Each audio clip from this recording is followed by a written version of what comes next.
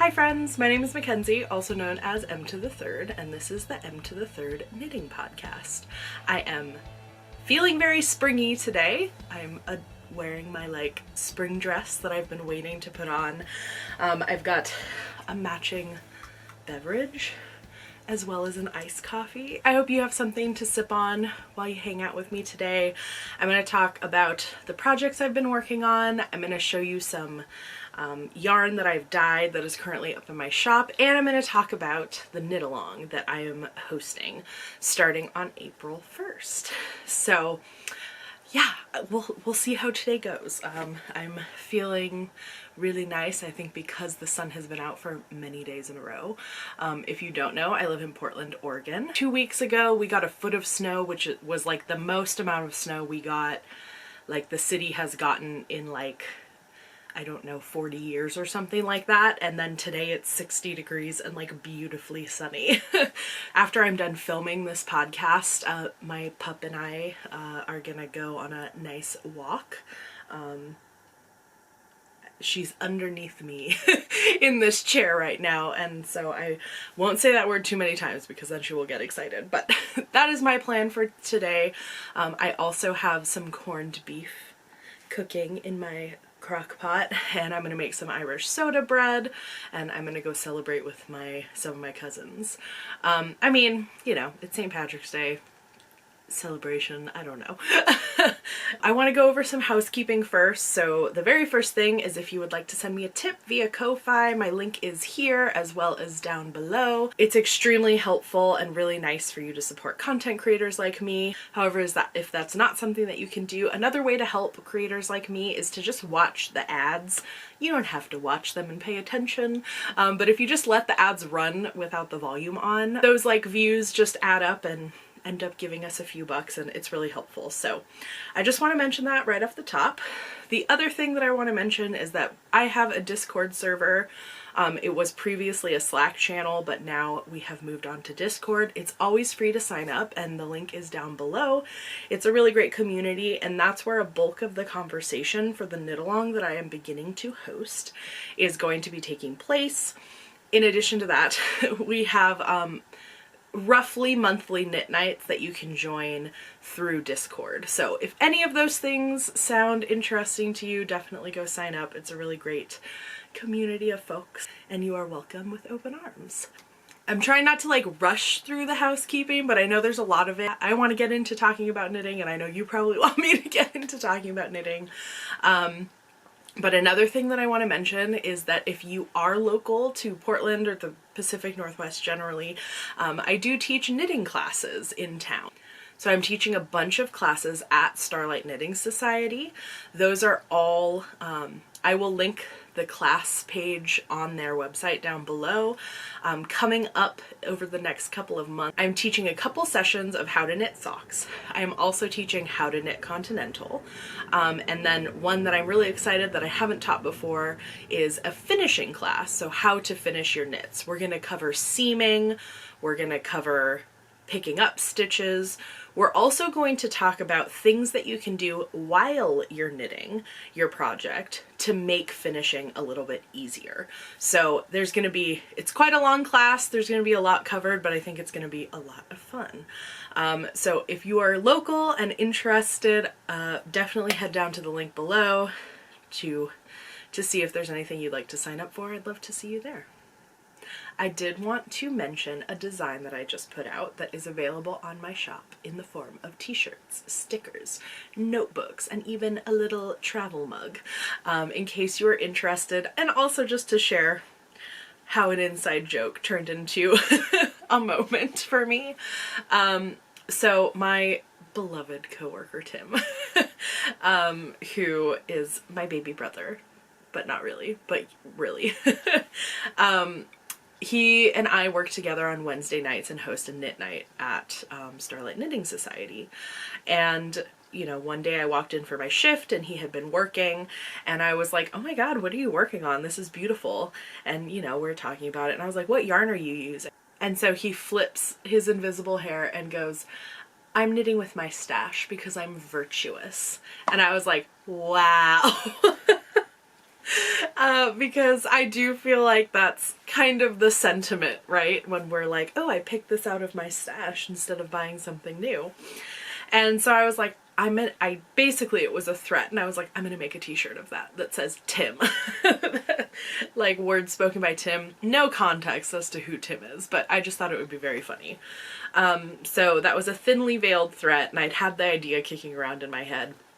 And I went to finally like put it down on a canvas, and I was really struggling to get it, I don't know, to get it to look, I don't know. I just couldn't.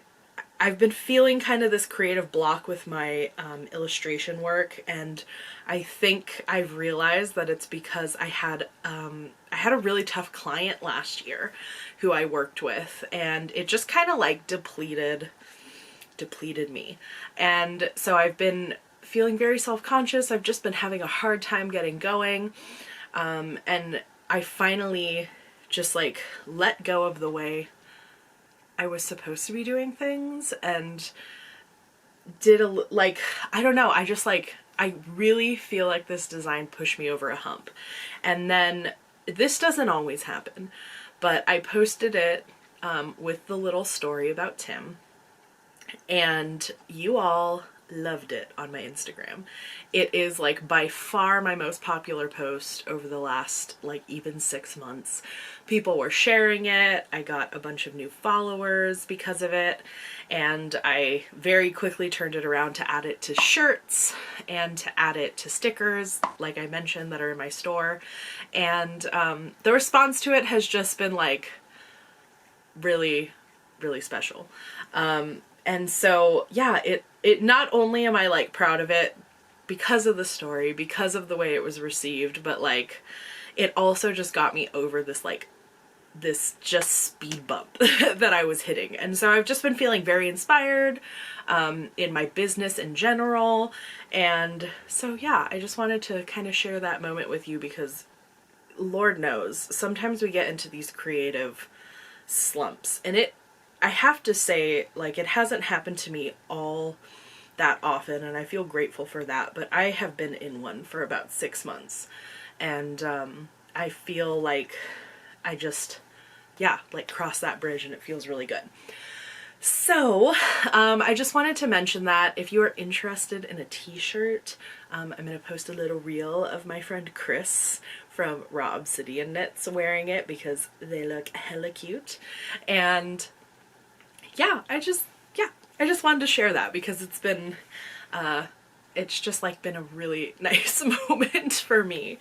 On top of that, I think if you've seen any of my other videos, you know that I caught COVID for the first time right before the Rose City Yarn Crawl, which I was having a trunk show during. And it was just so devastating. But, you know, everyone was really rallying for me. Some of my coworkers came and picked it up so that I could still have it at the store. A lot of you came out and supported me there, which I'm really grateful for. And I have a bunch of yarn left over that I can now share with you all. So one of the big things that I was like investing a lot of time and energy in was these mini sets. I thought that it would be really fun to kind of have like a few curated sets.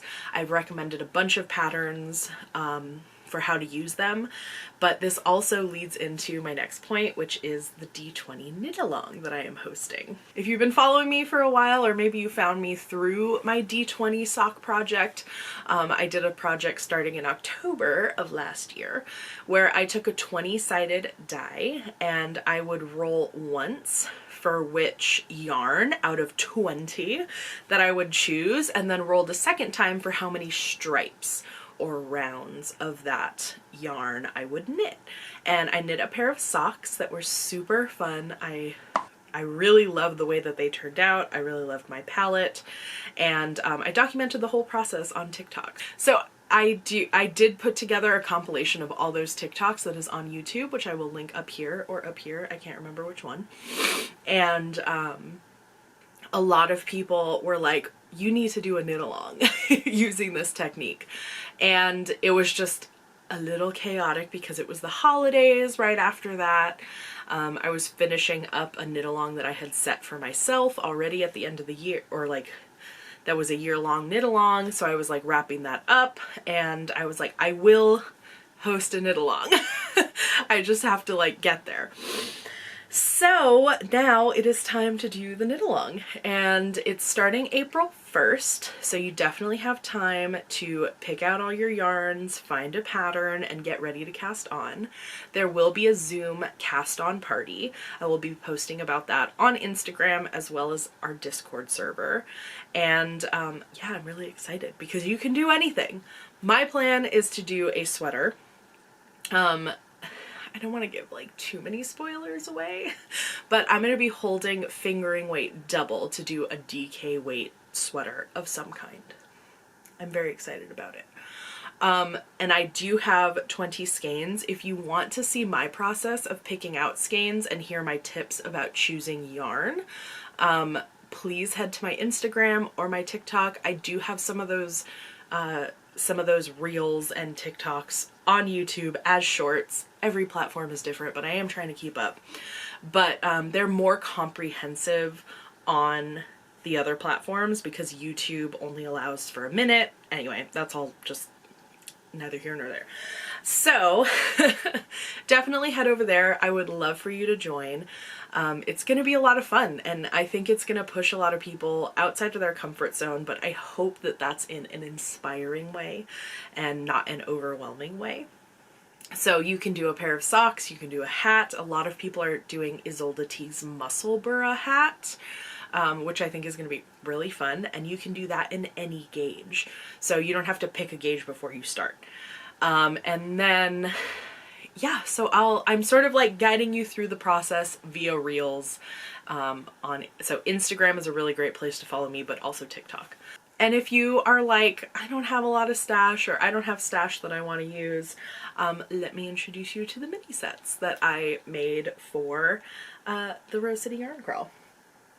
The intention for these was to be able to use them in a D20 project. But of course I was not at Yarn Crawl, and so I just kind of like simplified everything. But these are a really great option if you want to embark on a D20 journey. So the theme of Crawl was magic, and because I was at Starlight Knitting Society and their specific like thing within magic were fairies and unicorns, I made a fairy mini set, a unicorn mini set, and then a Court of Thorns and Roses inspired mini set, which, if you don't know, is a book by Sarah J. Maas that kind of has to do with fairies. And I was like, my knitting group basically got me into A Court of Thorns and Roses. So I was like, I have to do ACOTAR. So this is the first fairy mini set. And as always, these are naturally dyed with indigo, logwood, weld, and madder. So I just love these little colors. They were inspired by like moss and fairy wings and mushrooms. Just wanted like a muted earth tony kind of vibe.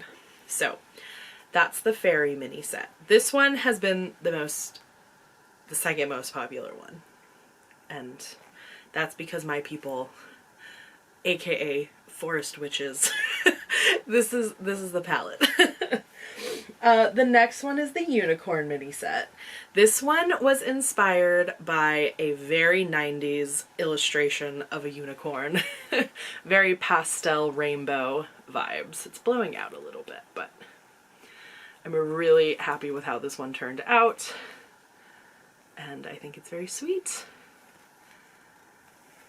And then last but not least, the ACOTAR set, which is absolutely for all of my dark academia buddies. So the other two are on a superwash merino nylon base, and this is the only one that is on a yak base. It's still superwash merino, yak, and nylon. So all of these would be excellent for sock projects, but they would also be really good for a cowl project, Musselburgh, basically anything you would want. So these are all currently listed in my shop.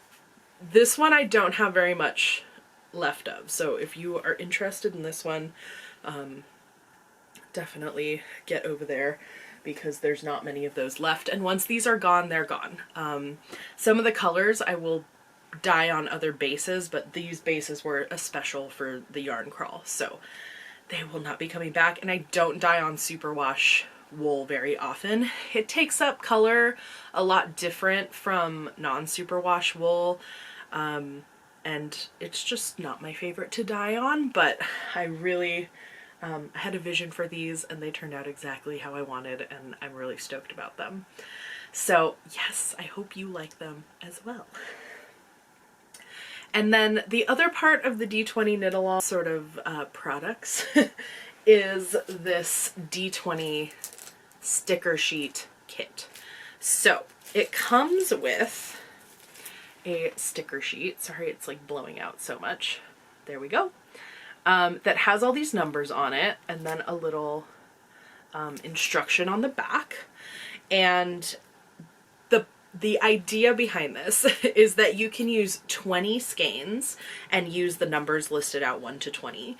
You could use 5 skeins like in one of these little mini sets and use these 5 options here. So you can still use a D20, but it's just if you roll a 1 through a 4, you're going to use the first color, or a 5 to the 8, the second color.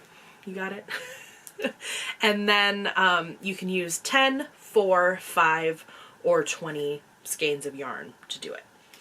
Also included in this little kit, in this little cute bag, are these Cakesicle stick pops.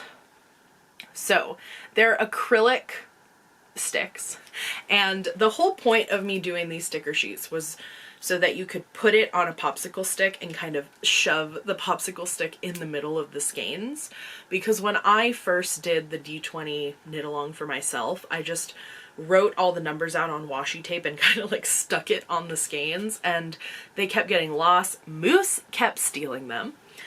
By the way, the door is closed because I had to lock Moose outside, because the second I sat down, she was like, "A mother, please." Anyway, so that was my idea, right? Was to stick them on sticks and shove them in the center, but I was definitely picturing like the wooden popsicle sticks. And then someone who is in my sticker club, when I sent out that month's sticker sheet, which was this plus a dice, sent a picture of them on these Cakesicle sticks, and I was like, "What are those? Those look amazing." And so she sent me a link, and I was like, those are gonna be included in the kit because they look so nice and they work really well. I will say these come with a little like film on them, which it needs to have on it for the laser cutting process. When you take that little film off, they're completely clear. So they look really, really nice. I will insert a little video of my little setup, which I just finalized my palette for. Very exciting. And then you will also get your own D20 dice, and you get a random one. So no guarantees for colors, but that's part of the fun. So every part of this process is random. So yeah, that's gonna be really fun. If you have any questions about it, please leave it down below. We're using the hashtag M3D20KNITALONG. So basically all you have to do is make a reel, make a post, make a TikTok, whatever, and use that hashtag. I will probably be doing some giveaways over the course of the run time, which is going to be from April 1st to the end of June. So there will definitely be prize giveaways, yarn, stickers, all sorts of goodies. So yeah, I think it's going to be really fun. I'm excited to see what everyone makes, because I know everyone's projects are going to be so different. I'm excited to see how my project turns out. It's just going to be a good time. So let me take a sip because I have been talking a mile a minute, although the coffee is not going to help with that. But all right. So now I think it's finally time to talk about knitting after I've been talking for like 25 minutes. Anyway, so as usual, let's start off with FOs, and then we will move on to whips, and then I have some other things to discuss, but I'm not gonna spoil it, okay? Not gonna spoil it. So, the first FO that I have is this blanket. I started this blanket a few months ago, and the reason I made this blanket is because at the store, so if you don't already know, I work at Starlight Knitting Society in Portland, and we get a lot of customers who are coming in wanting to knit a baby blanket, you know, because they're having a grandchild, they have a friend, and it's surprisingly difficult to find a succinct but interesting baby blanket pattern. One that I really love is the Big Bad Baby Blanket from the original Stitch and Bitch book. I love that pattern. I like have a screenshot of the pattern that I keep on the desktop of my computer, but I can't give that to people because of like copyright issues, right? But I still recommend it, you know, but people don't want to buy a whole book for that kind of pattern and etc. It's just not the ideal format for the pattern, okay? So the other one is the other options are usually some from Purl Soho, which are free, but some of those are very chunky. Some of the, like, we just want something that we can be like, here's the pattern, here's what you need, you have everything you need, onward. At the end of last year, we got this new yarn from Barocco that I just fell in love with, called Wizard. And it's like a chain yarn. It's superwash merino and nylon, and it's like long color changes. And it's just a really nice yarn. I love the colorways. Yeah, we were all just like immediately in love with it. And I was like, this would be a great option to do a baby blanket sample with, because we keep running into this problem where we can't just be like, this is what you need, away you go. And it's interesting to knit. And so I took it upon myself to basically figure out a baby blanket pattern. I wanted to stripe it with something more neutral. So I picked Vintage Chunky, which is another Barocco yarn that is superwash merino acrylic. I think there's also some nylon in it. And I was like, I'm gonna make a pattern. And so I started it off, you know, had a couple false starts, and then I got going. And then we found out that the yarn, both like the colorway that I was using in Vintage Chunky and Wizard, were back ordered. So we got our first shipment, we're like praising it, super excited about it, and then we were like, oh, well, I don't know when we're gonna get it again. And so I'd already knit probably just about half of the blanket, and I was like, all of the wind blew out of my sails. And I was like, okay, well, I'm gonna put that aside for Christmas knitting and blah, blah, blah. So if you saw the video that I posted, again, I think this is the right corner, we'll see when I'm editing, a whip inventory, and I pulled this one out and I was like, God, I have to finish that. It's not gonna take that long. Like, it's a really pretty chunky yarn. We finally have the yarn back in stock, and it's time. So that's what I worked on over the last week, and it didn't take that long. And it's done. And I'm so happy with how it turned out. So the blanket is 32 by 32, which is my favorite baby blanket size, which is also the size of the Big Bad Baby Blanket. And on one side, it's just garter, alternating. It's like 2 rows of one yarn, 2 rows of the other, and then slipping. And then on the other side, you slip the other yarn. So on one, it's reversible, and it has the different slip stitches. And then on the edge, I couldn't figure out a way to make the edge look nice. When I first started, I was slipping stitches. I was, you know, playing around with basically how to make the end look nice. And I settled on a 3-stitch I-cord. I'm pretty happy with how it turned out. It has a lovely weight. I think that's the combination of the really light chain yarn of the Wizard, like the chain construction of the Wizard, and just like the heft of the Vintage, which is kind of a heavier yarn because of the acrylic and wool, but it's lovely to work with. It's one of my favorite yarns to recommend. So yeah, I'm just like really chuffed with how it came out. I added this one. So while I was sick with COVID, I was just like going out of my mind. We also had like, that was when we had that like 12 inches of snow happen. So we were real stuck inside.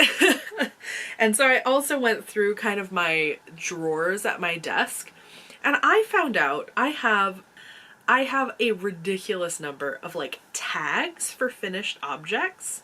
And I don't know how I've picked up so many over the years, but I found this one that says con amor y besos.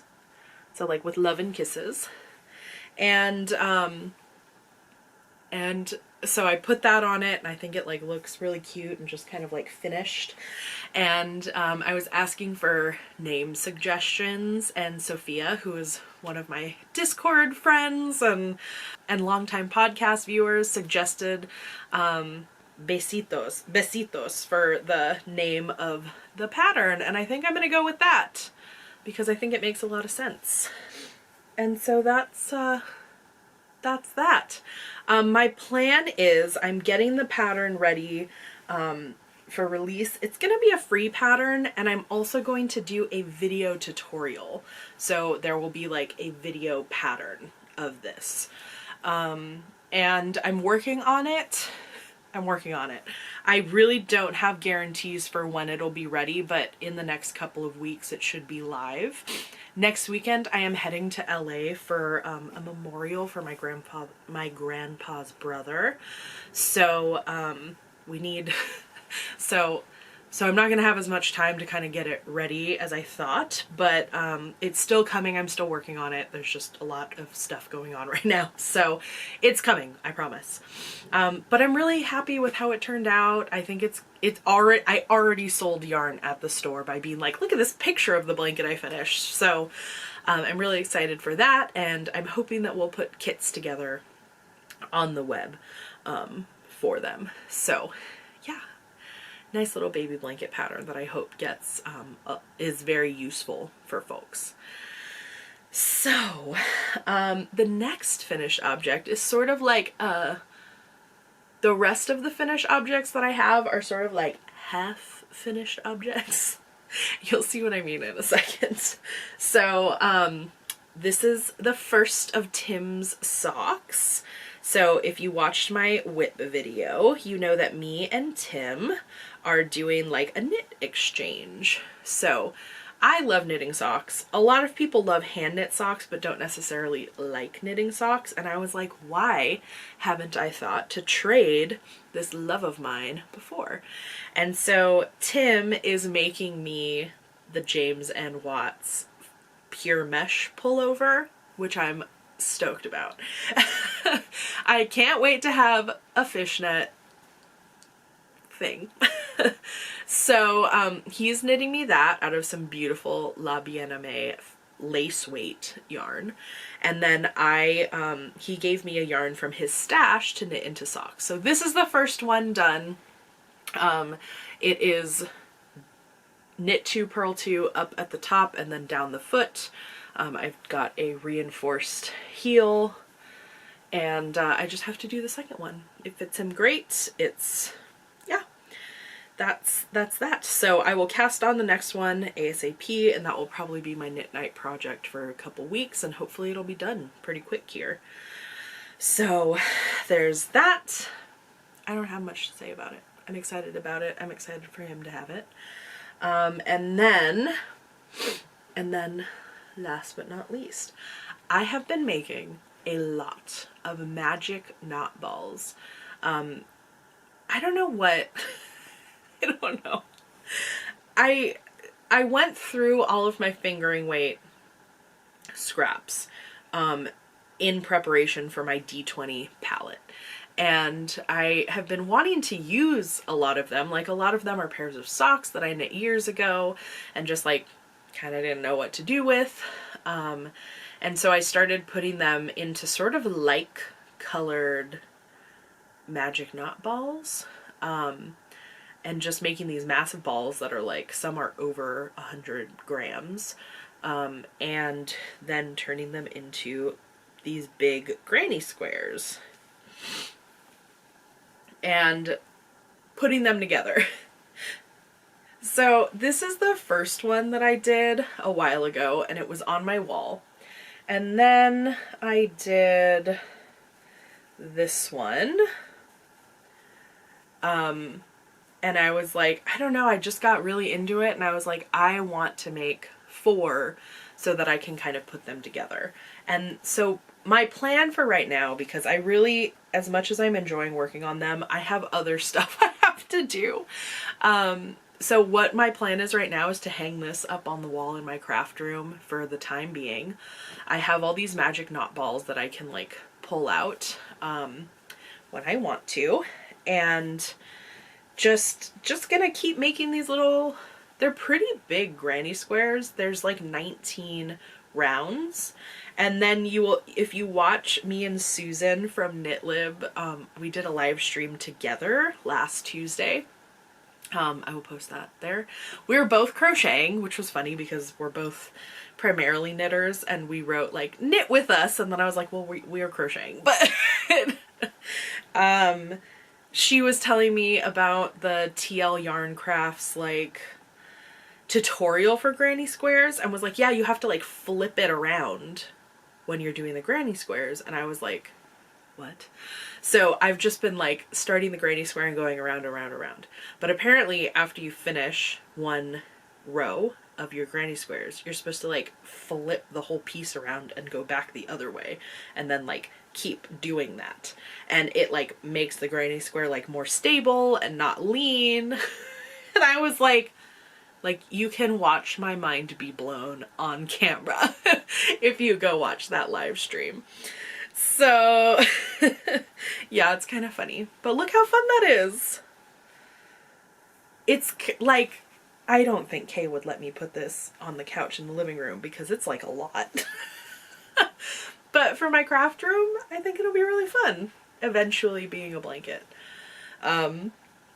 So anyway, I'm gonna hang it on the wall for the time being. I think this is my favorite one. There's some spin cycle in the middle. This is some natural sock yarn from Woolly Mammoth Fiber Company. This is my very favorite sock yarn that is not made anymore from Mad Fuzzy. Then this is a little teeny tiny bit of this mini that I tried to find more of because I love the color so much. Yarn Company does not exist anymore. It's called Dyed in the Wool Yarn Co. And it's from Des Moines. And I bought this mini at a yarn store when I was driving across the country. Can't find more. And then the very outer ridge is a Zauer ball that I used to make socks last year. Love it. Oh, so good. Isn't that good? This one's kind of bonkers, but still fun. So anyway, I don't know why, when have I ever been like, here are my 2 projects, they're both blankets. Like, super weird. So the last whip I want to talk about is one that you probably haven't seen me working on, but I was working on during live streams for a few weeks. And that is my DIY raglan all over colorwork pullover. I'm making some progress. It's going slow because I just have had so much other stuff that I've been focusing on, but I did do one whole repeat last night. Kay and I finally, I've been like begging Kay to watch The Last of Us. I don't know why they're so resistant to it, just because zombies freak them out, I guess, but I was like, please, I want to watch Pedro Pascal. And they were like, fine. I also was, if you have been watching my live streams, I binged all of Game of Thrones and House of Dragons Like, I feel like I deserve an award or something. And then sacrificed my couple time with Kay for like a month. They were like, oh, it's nice to have you back. So anyway, I was like, please. So we watched the first episode of The Last of Us, and then we watched, tell me why. I was like, can we watch the next episode before we go to bed? And they were like, not before bed. And I was like, fine. And then I go, oh, Smile's streaming. And they're like, we could watch that. I was like, how is that gonna be worse than The Last of Us? So we watched Smile, which I had already seen with my mom when I was down for Christmas and Kay had not seen yet. I'm glad I watched it again because I was definitely like half focused on it when I was with my mom. But anyway, all that to say that during that time I did a whole rebeat. And it's coming together. It's pretty cool. It's definitely like we got a ways to go before we divide. But yeah, I'm really enjoying that. Just slow and steady, man. And this is my massive ball of spin cycle that I'm working off of for that contrast color. It's almost all Wololo, although I did realize the first little section here is Shades of Earth, their colorway. And then the second, the main color yarn, is this beautiful Issayer. It's like heathered purple mauve-y color. So yeah, I'm really enjoying that. I'm holding that double because that's technically a lace weight. And the spin cycle is technically a sport weight. So it just made more sense to double it. And that's what I've been doing. I have a ton of that because I was planning on another project for it. So using it up, I'm a virtuous stash knitter. And there you go. The last whip that I want to mention, I was talking about like things that I haven't cast on, but that are like mental whips during that whip inventory video. And this is one of those. I need to cast it on like pronto. I will probably take it with me down to SoCal next weekend, but it is this Barocco pattern. Yeah, no, I don't know what it's called. I don't know what it's called, but I will insert a picture as well as all the info for it. And yeah, so that's what I am knitting as a sample for the store. So I have my bag of Andorra. So essentially, I'm going to knit it. It's going to live at the store for 6 months and then I will get it. So basically, I will be knitting a sweater for the fall and then get it in the fall. So I'm using Andorra, this beautiful color that is called Lavender. And Andorra is a yarn from Kelborn Woolens that has merino, merino wool, Highland wool, and mohair. And I'm going to be doing the color work with some rusted rainbow from Spin Cycle. Like, that's gonna be so fun. Look at those skeins, man. They look beautiful. So that's like a mental whip. I'm gonna cast it on. Also, now that all my projects are together, they're all the same color. All of them are the same color. That's goofy. Anyway. Okay, I'm finished with my coffee. Let me open my Polar. This new flavor of Polar, it's not new. It's not new. If you live in New England, you've probably had it, but it's new on the West Coast because we don't get the new flavors. Pink Lady! Pink apple and lemon, but it means Pink Lady. And Pink Ladies are my favorite apples.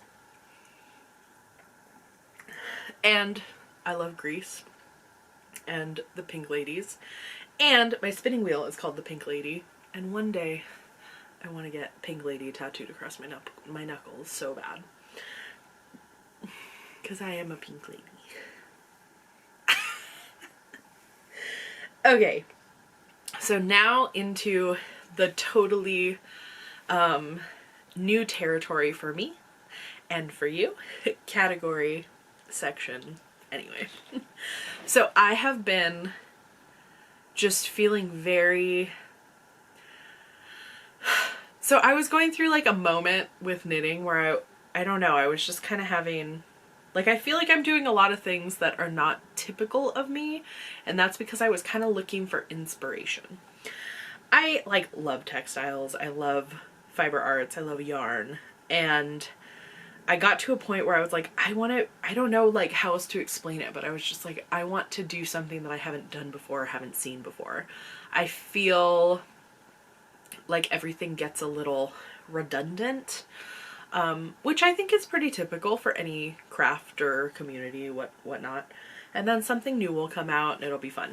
And I feel like what is happening right now is that people are using knitting machines in really interesting ways. And I'm not talking about like fancy knitting machines. I'm talking about like the Centro circular knitting machine. And to some extent, like, knowing as much as I know about knitting and have been a knitter for like half of my life, you know, there's things about them that I see as limitations, but there's also things about them that are exciting to me. And so I've like thought a lot about getting one of those knitting machines. They're about $75, so not like too expensive. And I watched some videos about what people are making with them, and I was like, I think that it would feel like a limitation for me, more than it would be like amazing. Although I think at some point I will probably get one. If you haven't seen anyone work with it, I'd highly recommend Alt Knot's channel.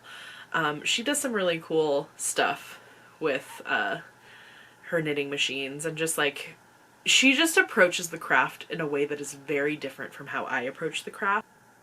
I just like approach my craft very differently, but it's nice to see people doing it the way that she does it, and she has a lot of followers, and I know a lot of other people sort of engage with it that way.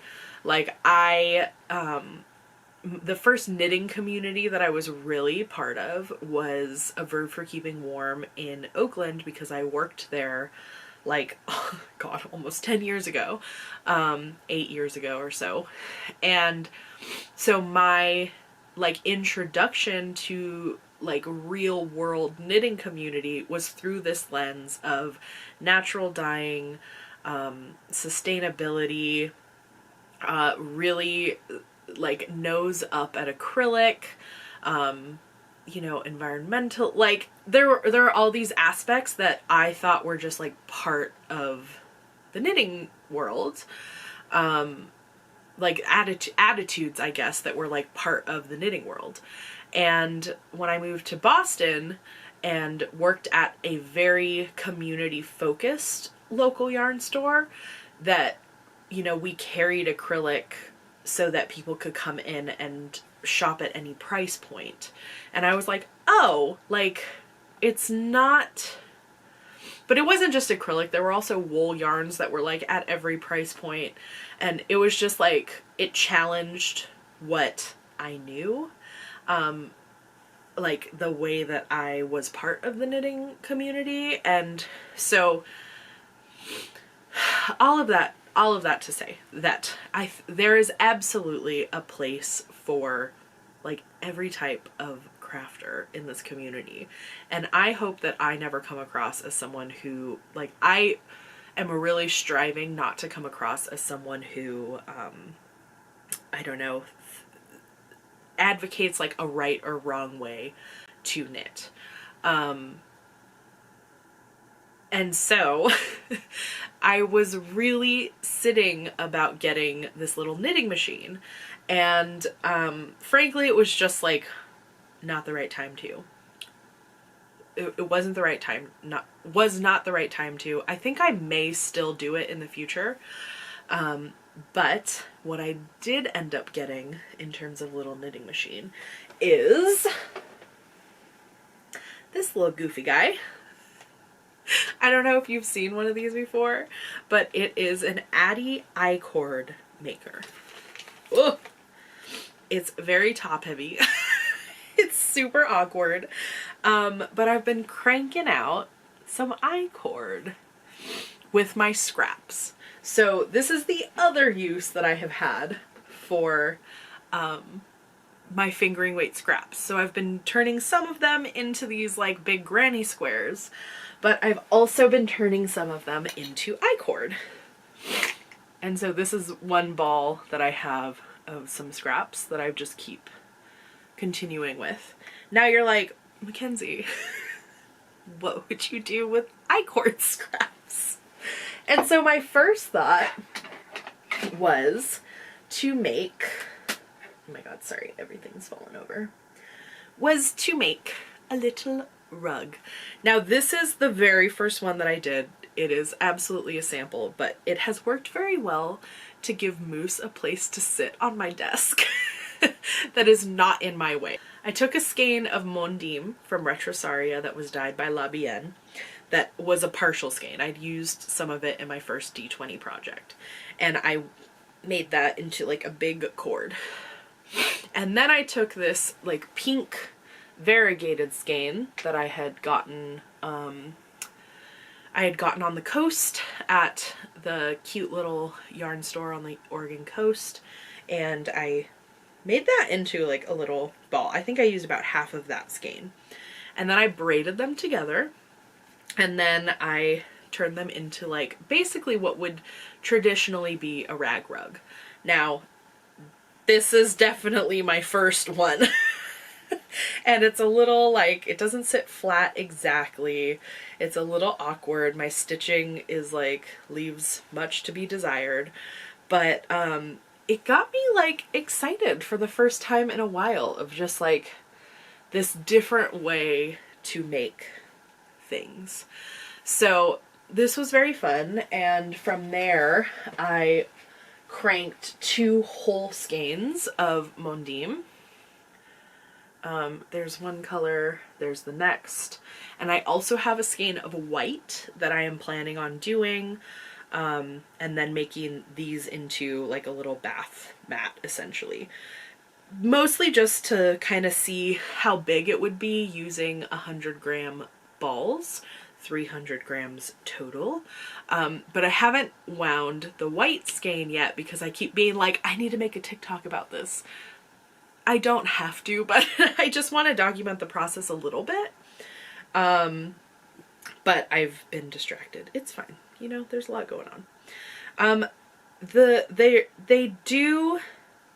They do sometimes like miss a stitch, and you kind of have to be careful for stuff like that. So I'm definitely learning, even though it's a very simple and small machine. There's ways that I have to kind of placate it to get it to do what I want to.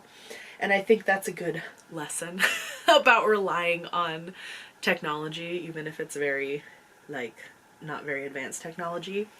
I also am a little worried that I'm going to have to buy another one, even though I haven't used it that much, because what I'm finding is happening is that the cord, it was slipping. Yeah, see? Did you see that? It, like, gets caught right there. So I'm not sure what's happening like in here that is causing that to happen. I'm not sure if I can take it apart and kind of fix it, or if it's just that it's made of plastic and it's just not going to last very long. And if that's the case, it's a bummer because this is about 30 bucks. And I definitely should not have to buy a new one because I haven't done very much with it. But it's been inspiring. And I also have the idea, if I don't braid it together and turn it into a rag rug, I could also get a massive crochet hook and do like a granny square rug. I could probably knit it on really big needles. I don't know why, just like taking a fingering weight yarn and sort of giving it a different life is so appealing to me. But like, I've been having a lot of fun using my scraps in this way, and I'm just kind of like vibing with it, enjoying it, and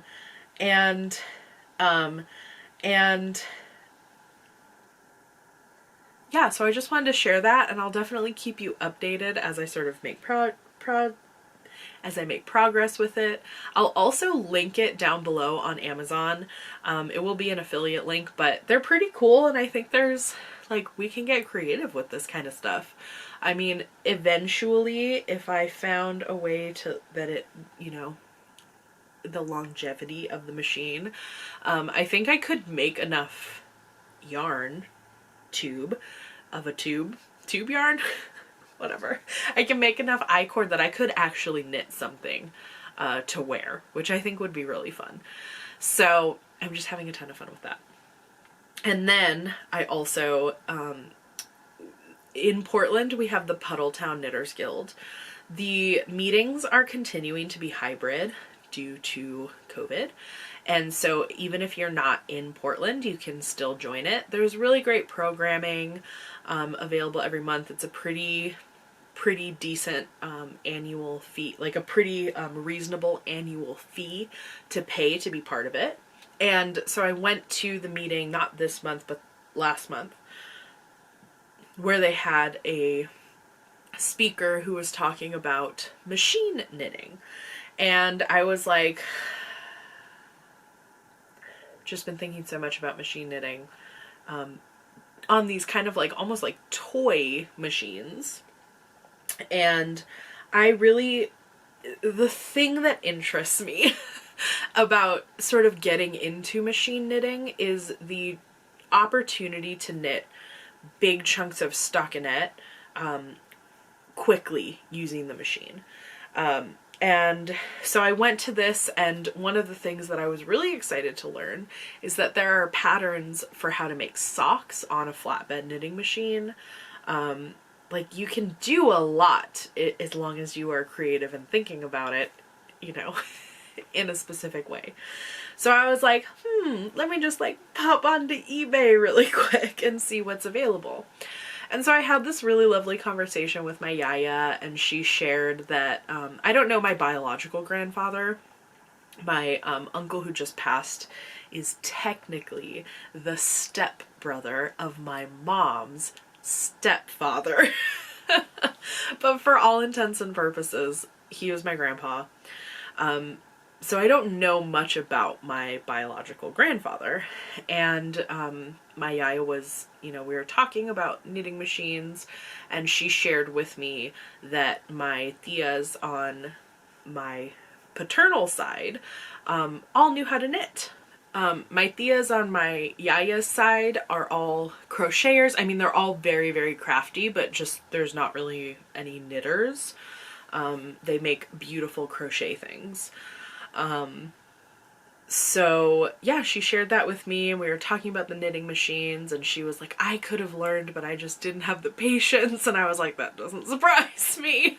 And so I just shared with her that, like, some of the things that I felt like having a knitting machine could allow me to do. She was like, you should look on eBay. And so she starts looking on eBay, and I was like, oh boy, we're in for it now.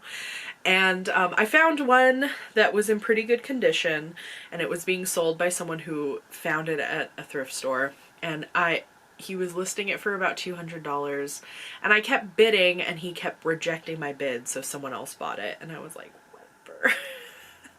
And then I found a listing that had just gone up from a woman in upstate New York who was like, I have this knitting machine, I've been using it for years, but I'm more of a hand knitter now, and I want to pass it on.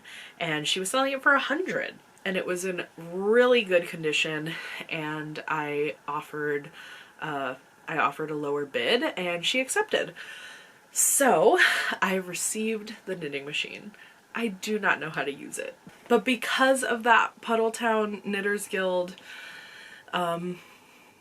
session, I know where to go to learn how to use it. So I'm going to be signing up for some online classes, and I think it's just going to be inspiring to kind of be working my brain in a different way.